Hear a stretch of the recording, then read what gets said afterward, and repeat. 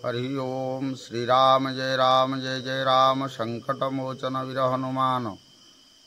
मु उमेशचंद्र कर रघुनाथ पूजक सप्तशଯ୍या।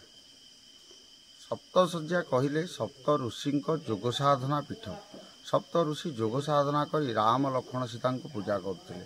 रामचंद्र वनवास बेले सप्त ऋषि गहन में योगदान करते। ढेंकानाल राजा को स्वप्न होवारु 7टी पहाड़ मझिरे मंदिर निर्माण कले। से नाम रखागला सप्तशଯ୍या। एठारे रघुनाथ राम लक्ष्मण सीता भरत शत्रुघ्न अहल्यांगद हनुमान सब पूजा पाउछन्ति। एमती रही झरणा रही गुंफा रही सप्त ऋषि अच्छी सब अच्छी। प्रथमे बापा पूजा करुले। बापा अंते मुझे 7 वर्ष हम पूजा करुँची।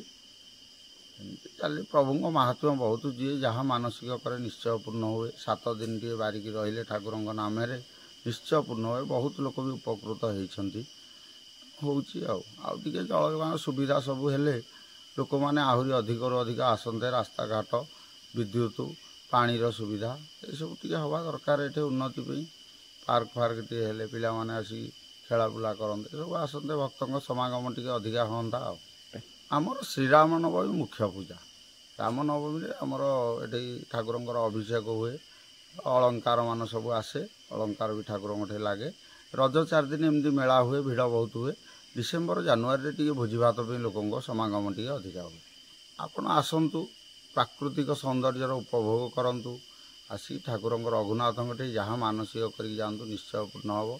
ठाकुर पाखे रही सुविधा आसिले भी आम पाखे रे। ठाकुर नाम संकीर्तन करेंगे किसी असुविधा ना। आसतु ये बुलिकी जातु थे जगार उपभोग करके जातु प्राकृतिक सौंदर्य। आमर नीति नियम सकाळू आज्ञा बाल्य भोग टे आ मध्याह्न 12:30 ରୁ 1 भितर अन्न डालमा जहाँ अच्छी ठाकुर शंखुड़ी भोग आउ राति को शंखुड़ी भोग ये नीति। आमती आलती संध्या धूप एरा सब तो रीतिनीति अनुसार चले। सेवायत तो ये अधिका दरकार ना। सेवायत 2 जन रोचु 15-15 दिन ड्यूटी करके रोचु सब ठीक अच्छे। केवल यातायात गमनागमन सुविधा टी लोक मैंने आसते पानी विद्युत एगुड़ा सुविधा हेल्ले लोक उपकृत टी अधिका हुए।